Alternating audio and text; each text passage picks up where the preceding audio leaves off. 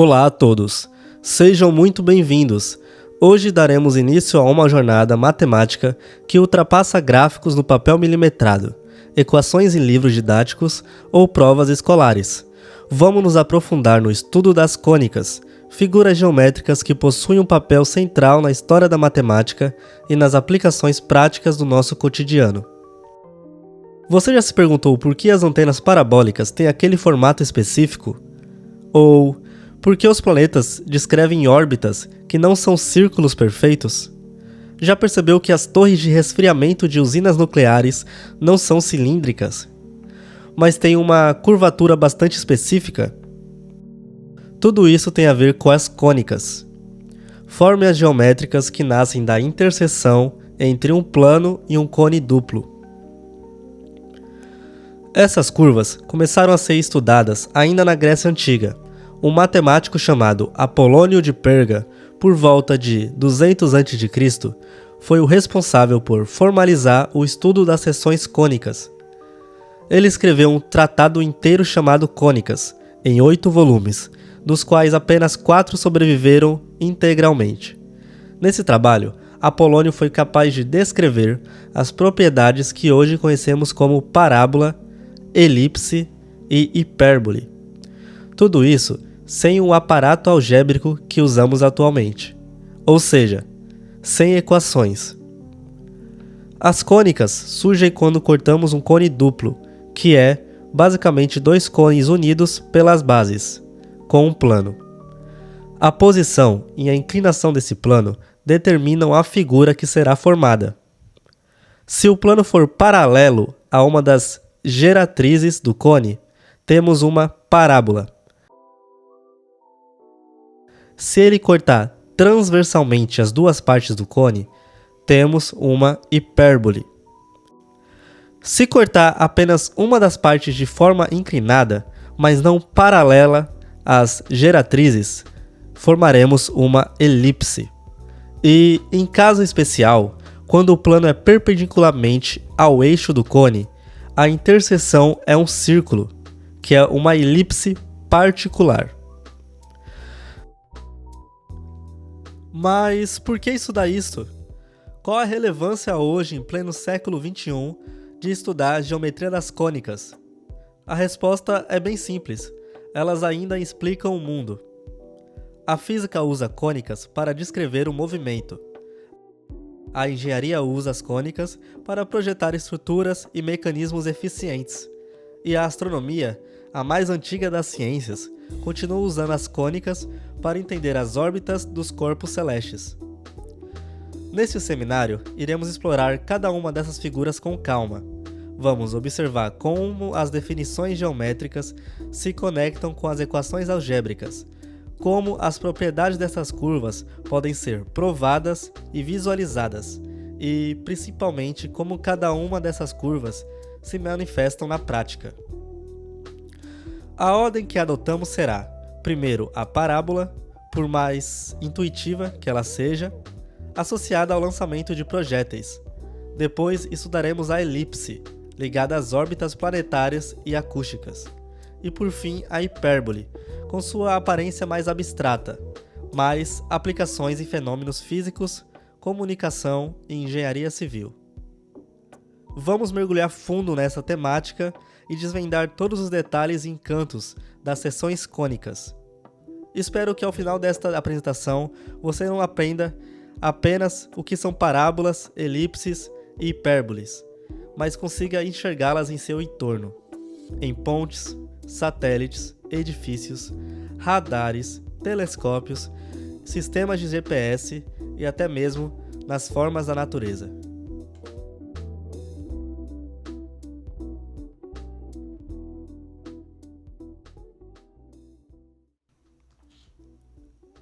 Vamos iniciar a nossa análise pelas parábolas.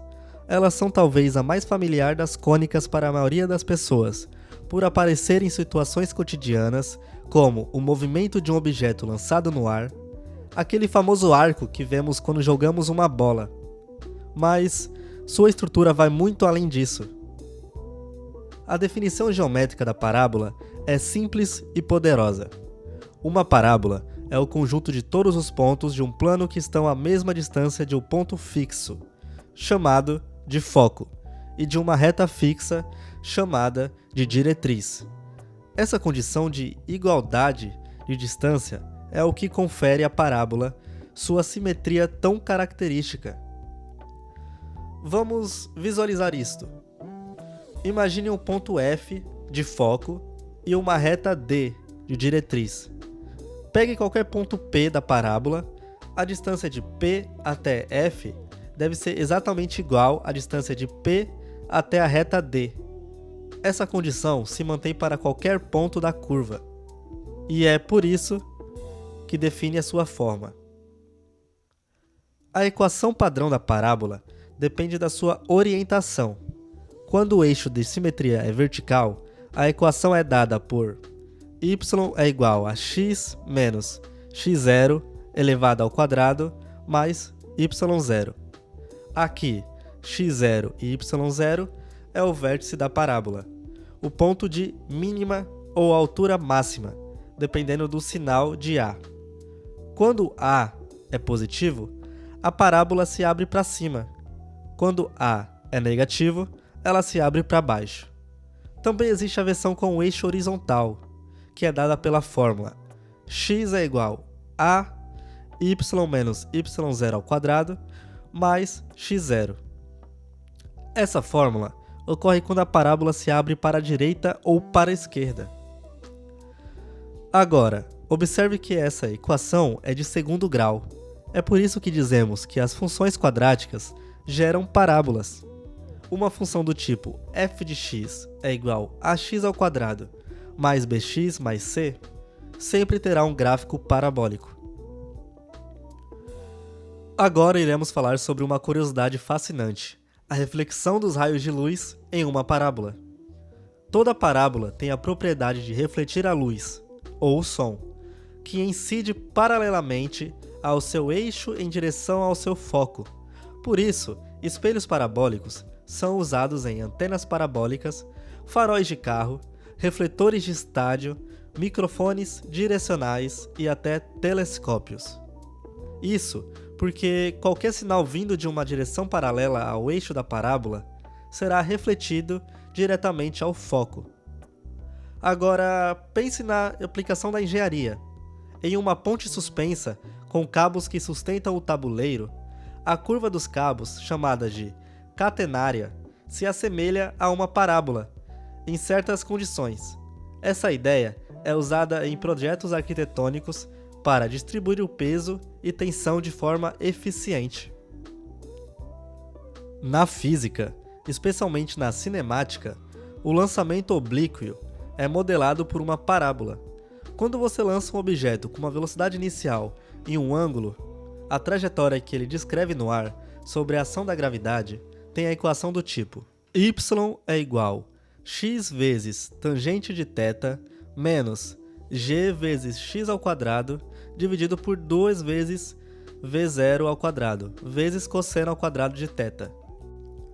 Perceba que essa equação é do segundo grau em x, o que confirma a forma parabólica da trajetória. Outras aplicações interessantes estão na arquitetura acústica. Salas de concreto às vezes utilizam superfícies parabólicas para direcionar o som ao público, pois as ondas sonoras refletidas por uma parábola são concentradas no foco.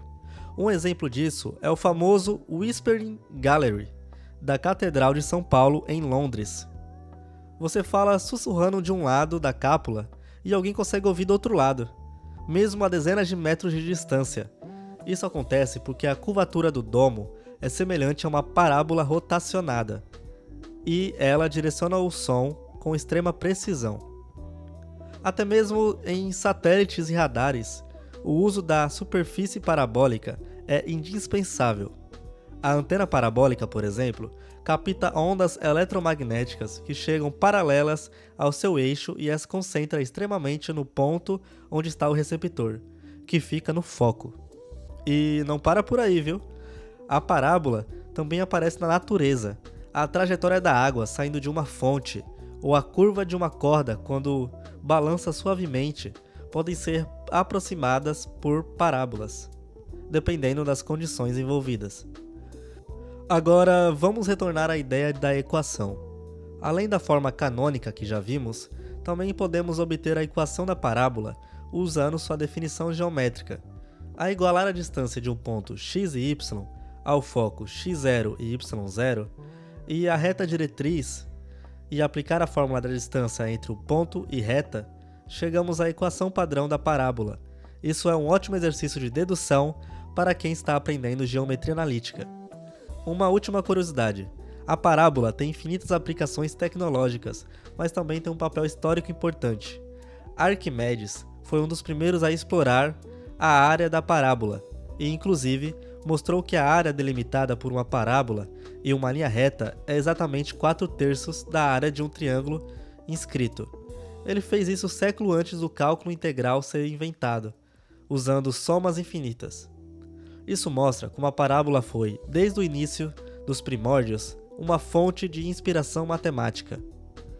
Com isso, encerramos nossa análise profunda da parábola. Agora, com esse entendimento em mãos, vamos para a próxima figura, a elipse, que possui uma beleza matemática ainda mais rica e nos conecta com os movimentos celestes. Agora que entendemos profundamente a parábola, vamos para a próxima seção cônica, a elipse. Esta figura traz consigo uma elegância matemática e física singular. Diferente da parábola, a elipse surge quando o plano corta apenas uma das partes do cone, de forma inclinada, sem ser paralelo à base. Essa inclinação faz com que a curva seja fechada, ou seja, tenha início e fim conectados. A definição geométrica da elipse também é belíssima e surpreendente. A elipse é o conjunto dos pontos de um plano cuja soma das distâncias a dois pontos fixos é constante. Esses dois pontos são chamados de focos. Imagine o seguinte experimento simples. Se você prender dois pregos sobre uma folha e amarrar um barbante entre eles, colocar um lápis dentro desse laço e traçar a curva mantendo o barbante esticado, você estará desenhando uma elipse. A cada ponto traçado, a soma das distâncias do lápis aos dois pregos, que representam os focos, permanecem constantes. Essa propriedade define a elipse. A equação padrão da elipse é dada por x menos x0 ao quadrado dividido por a ao quadrado mais y menos y0 ao quadrado dividido por b ao quadrado igual a 1. Essa é a forma canônica da elipse centrada em x0 e y0. Os parâmetros a e b representam os semi-eixos da elipse. A é o semi-eixo maior e b o semi-eixo menor. Se A maior que B, temos uma elipse horizontal. Se A menor que B, temos uma elipse vertical. O foco está sempre localizado ao longo do eixo maior, e sua posição pode ser calculada por c ao quadrado é igual a ao quadrado menos b ao quadrado, com os focos posicionados a uma distância c do centro. Uma curiosidade incrível sobre as elipses: quando A é igual a B, ou seja, quando os dois eixos são iguais, a equação se transforma na de um círculo. Portanto, podemos dizer que o círculo é um caso particular da elipse. Agora, vamos às aplicações. Comecemos com uma das mais fundamentais, a astronomia. Durante muito tempo, acreditou-se que os planetas giravam em torno do Sol em órbitas circulares. Foi somente com Johannes Kepler, no século XVII, que descobriu a verdade. Os planetas descrevem órbitas elípticas, com o Sol ocupando um dos focos. Essa é a primeira lei de Kepler. Com isso, Kepler revolucionou a astronomia e preparou o terreno para Isaac Newton desenvolver a lei da gravitação universal. E o mais interessante é que a excentricidade dessas elipses planetárias geralmente é baixa, o que as torna muito próximas de círculos, mas ainda assim elipses. A excentricidade E é dada por E é igual a C dividido por A. Ela mede o quão alongada é a elipse. Quando E é igual a zero, temos um círculo. Quanto mais próximo de 1, mais achatada é a elipse. Além da astronomia, a elipse é usada na arquitetura e acústica. Um exemplo fascinante é o Salão Elíptico do Capitólio, nos Estados Unidos, que possui duas marcas no chão. Se duas pessoas ficarem em cada um dos focos e sussurrarem, suas vozes são refletidas pela estrutura da cúpula elíptica, de maneira que uma ouve a outra perfeitamente, mesmo que mais ninguém escute. Isso ocorre porque as ondas sonoras emitidas por um foco são refletidas diretamente ao outro. Essa propriedade acústica é aproveitada em design de teatros, salas de ópera e até em dispositivos de espionagem acústica. De ponto de vista mecânico, a elipse também é relevante. Em máquinas que executam movimentos rotacionais com variações de velocidade e rotação não uniforme, como em certos pistões de motores, o movimento elíptico é usado para reduzir atrito ou compensar variações de torque. Na medicina, a elipse aparece, por exemplo, em exame de ressonância magnética ou tomografia computadorizada. As imagens formadas podem ser analisadas por meio de cortes transversais que muitas vezes têm formas elípticas, o que influencia diretamente a forma como os sinais são processados. Na óptica, o uso de espelhos elípticos também é comum. Imagine uma fonte de luz colocada em um dos focos de uma elipse refletiva. Os raios são emitidos e irão convergir exatamente no outro foco. Esse princípio é usado em sistemas ópticos para focalização de luz ou calor, como em fornos solares elípticos, onde a luz é concentrada no ponto focal. Matematicamente, a elipse também tem uma interpretação importante. Sua equação geral pode ser obtida a partir da equação do cone e da equação do plano. Se substituirmos uma seção plana na equação tridimensional de um cone, podemos obter diretamente a equação da elipse. Isso demonstra como a álgebra e a geometria espacial se entrelaçam. Um exemplo adicional, voltado para a física, é o movimento de um objeto preso por uma mola em duas direções ortogonais. O movimento combinado pode gerar uma elipse. Esse fenômeno é conhecido como movimento harmônico bidimensional e está presente na modelagem de átomos, nas oscilações de certos sistemas e no estudo da vibração estrutural. Também é importante destacar que na engenharia civil, elipses são empregadas no traço de túneis curvos, como em metrôs ou canais, porque elas permitem uma transição suave entre seções de inclinação diferente, reduzindo o esforço estrutural e aumentando a segurança da construção. E para fechar com uma conexão histórica, saiba que a elipse foi também um objeto de estudos em civilizações antigas, como os babilônios, que já observavam que as órbitas dos corpos celestes não eram perfeitamente singulares. Mas foi com os gregos, especialmente com Apolônio, que a elipse ganhou sua definição rigorosa. No entanto, seu uso prático só explodiu no século depois, com o avanço da matemática analítica e da física clássica. Em resumo, a elipse é uma curva fechada, suave, elegante, cheia de propriedades matemáticas impressionantes e aplicações que vão da física à medicina, da astronomia à acústica, da engenharia civil à arte. Agora que entendemos profundamente a elipse, vamos partir para a última das três cônicas importantes, a hipérbole, que possui uma natureza mais aberta, quase rebelde, mas tão rica quanto as demais.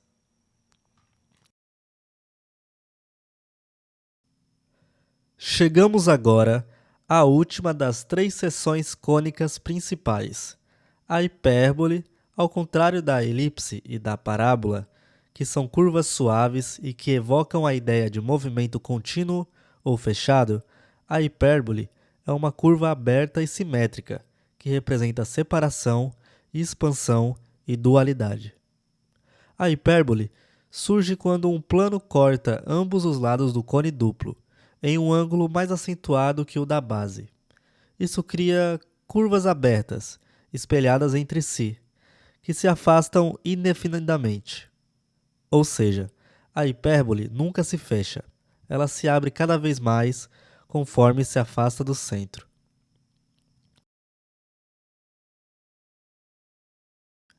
A definição geométrica da hipérbole é o conjunto de todos os pontos do plano cuja diferença das distâncias a dois pontos fixos é constante. Assim como na elipse, esses dois pontos são chamados de focos. A diferença, porém, está na operação. Enquanto na elipse somávamos as distâncias ao focos, aqui nós subtraímos. A equação reduzida da hipérbole centrada na origem é x menos x0 elevado ao quadrado dividido por a ao quadrado menos y menos y0 ao quadrado dividido por b ao quadrado igual a 1. Ou na forma vertical, y menos y0 ao quadrado dividido por a ao quadrado menos x0 ao quadrado dividido por b ao quadrado igual a 1. Note que a presença do sinal de menos é o que caracteriza a hipérbole e a diferencia da elipse. A variável com o termo positivo indica a direção do eixo principal da hipérbole. Se o x está positivo, é uma hipérbole horizontal.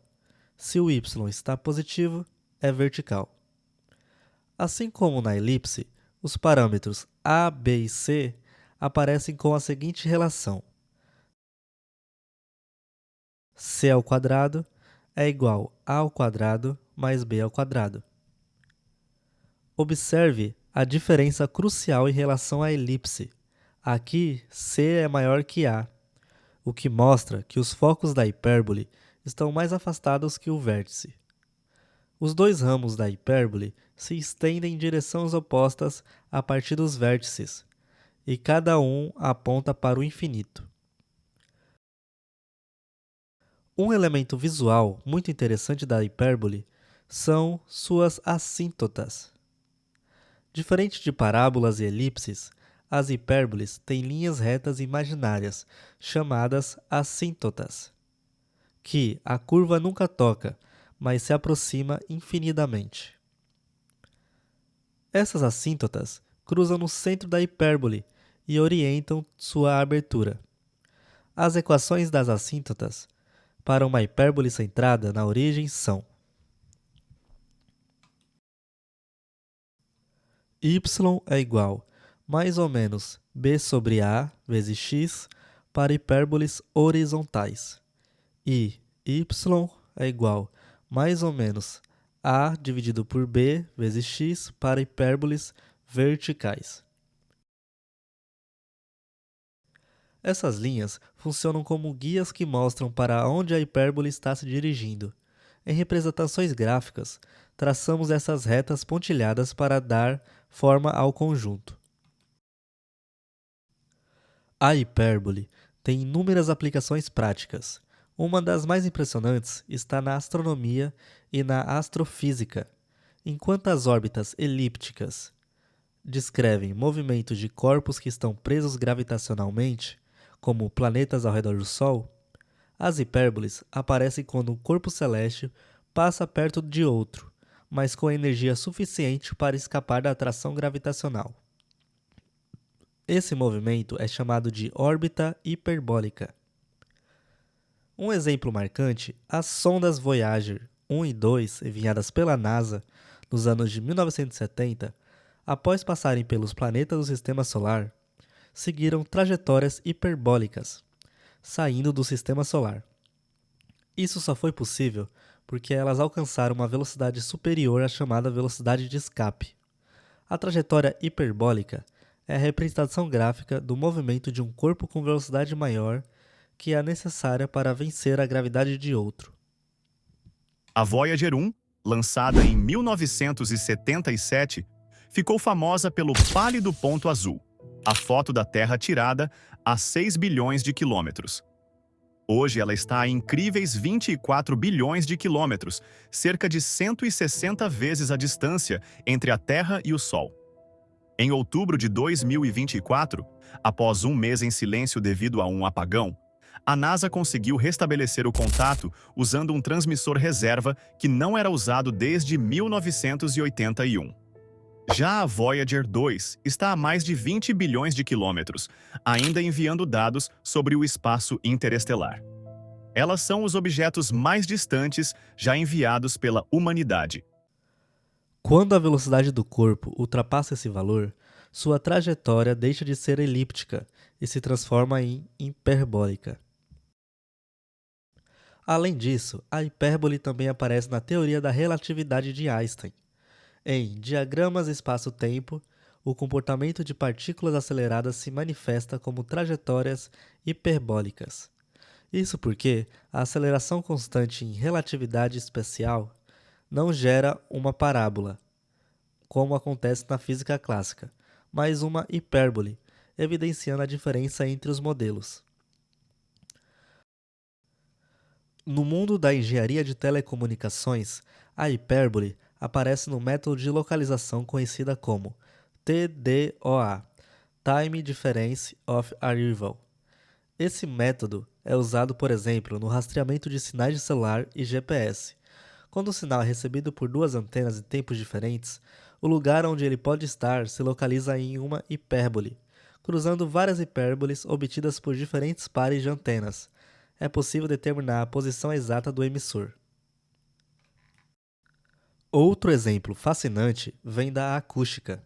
Assim como na elipse, o som refletido em um foco se dirige a outro. Na hipérbole, o som que emana de um ponto pode se espalhar, mas mantém a diferença de distância constante, ideal para certos efeitos de propagação em design de salas e auditórios. Na arquitetura, a hipérbole aparece em estruturas modernas, como torres e cúpulas, em que curvas hiperbólicas são usadas para garantir estabilidade, dispersão de tensões e até estética.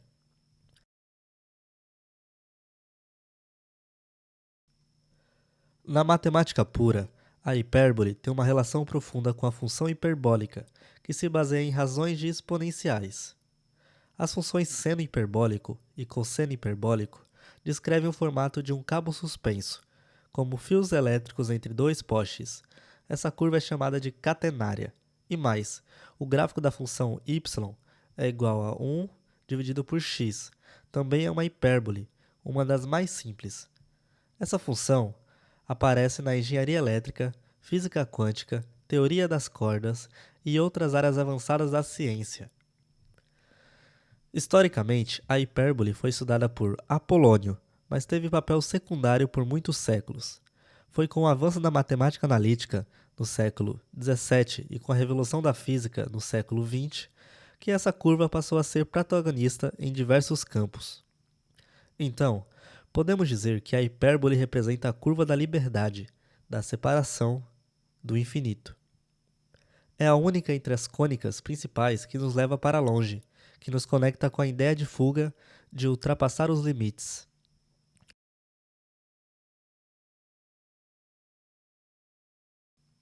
E com isso, finalizamos os estudos das três principais seções cônicas, a hipérbole, parábola e elipse.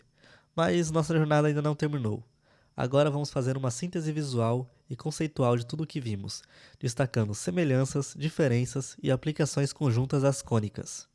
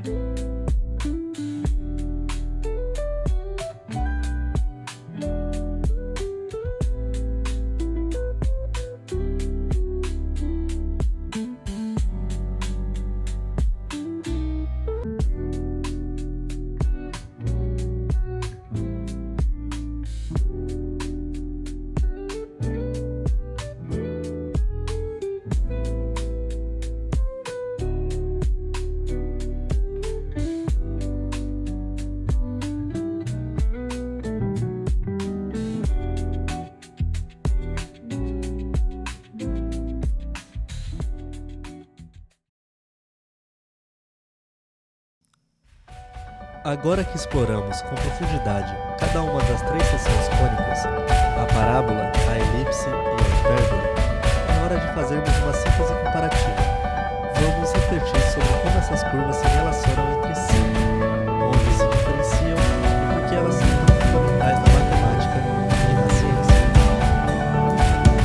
Vamos começar pela origem comum. Todas essas curvas vêm de um mesmo objeto geométrico, o cone D. Dependendo do ângulo em que um plano córneo se forma, obtemos uma curva diferente. E é justamente essa simplicidade geométrica que dá origem a uma diversidade de formas tão ricas e com tantos significados práticos. Se o plano corta o cone paralelamente à sua geratriz, temos a parábola. Ela é a única com apenas um foco, um vértice e um eixo de simetria. É uma curva aberta, mas unificada. Uma única ramificação representa trajetórias de objetos lançados, superfícies refletoras e até antenas parabólicas. Essas diferenças geométricas geram comportamentos analíticos distintos, e isso se reflete diretamente em suas equações. A parábola tem equações como y² é igual a 4ax ou x² é igual a 4ay. É a única com apenas um termo quadrático. A elipse tem equações da forma x² dividido por a² mais y² dividido por b², e tudo isso se igualando a 1. Os dois termos são positivos e a curva é fechada. Já a hipérbole tem uma subtração. x² dividido por a² menos y² dividido por b² é igual a 1. O sinal de menos é o que a abre para o infinito. Esse sinal é muito mais que um detalhe algébrico. Ele define o comportamento da curva no espaço, ele dita se estamos falando de convergência ou divergência, de aproximação ou de afastamento, de movimento cíclico ou de fuga. E, embora cada um tenha sua fórmula específica, o que há de comum em todas elas é que elas são cônicas, ou seja, têm uma origem em comum e são estudadas sobre o mesmo guarda-chuva da geometria analítica. Outro ponto importante é o foco. Na parábola, temos um único foco, enquanto na elipse e na hipérbole são dois. Mas, em todos os casos, o foco está relacionado ao comportamento da curva em relação à luz, som, gravidade ou energia. Ou seja, essas figuras não são apenas abstrações matemáticas, ela tem reflexo direto em como o universo físico se organiza. No campo das aplicações, temos uma verdadeira aula de interdisciplinaridade. A parábola é usada na engenharia, na física e no esporte. A elipse aparece na astronomia, na arquitetura e até mesmo na psicologia de estruturas repetitivas e fechadas. E a hipérbole vai além, entrando na relatividade, no rastreamento de sinais, na engenharia espacial e até mesmo na poesia, onde a hipérbole se transforma em figura de linguagem para exagerar e amplificar as coisas. E sabe o que é mais impressionante? Todas essas curvas podem ser representadas em um único plano, dependendo apenas dos parâmetros que usamos. Ou seja, com a mudança de um coeficiente, um gráfico pode deixar de ser uma elipse e se tornar uma hipérbole. Isso mostra o quanto a matemática é fluida, dinâmica e profundamente conectada com a forma como representamos o mundo. Ao estudarmos as seções cônicas, não estamos apenas aprendendo curvas, estamos explorando um tipo de linguagem visual e simbólica que ajuda a explicar o universo.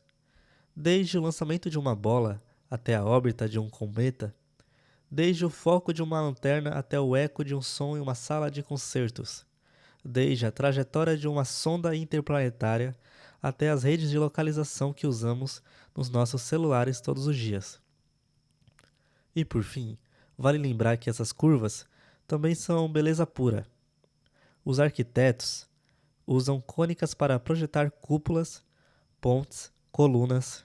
Os artistas as usam para sugerir profundidade, forma e movimento. Os matemáticos a estudam como um objeto perfeito, com simetrias e propriedades elegantes. E nós, ao entendê-las, ganhamos uma nova lente para enxergar a natureza. Espero que ao longo deste vídeo você tenha conseguido perceber o quanto o estudo das cônicas é fascinante. Não apenas como conteúdo de geometria analítica, mas como um verdadeiro convite para observar o mundo com outros olhos. Porque, como disse o matemático e filósofo Blaise Pascal, a matemática é a linguagem com a qual Deus escreveu o universo.